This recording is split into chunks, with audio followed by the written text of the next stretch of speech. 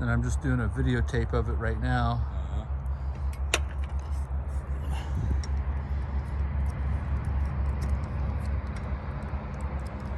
Just trying to show that it's not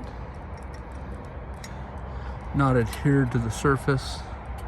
And as you lift up, you'll see that it just didn't adhere to it. It's just resting there.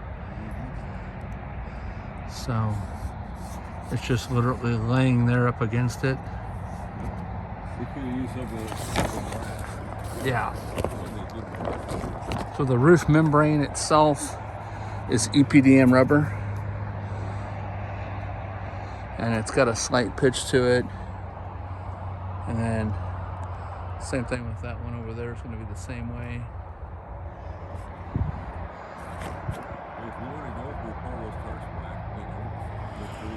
Oh, it's okay. It's because it's so slippery and moldy up here. And, you know, it's going to be like that all the way around. You know, it just failed to adhere.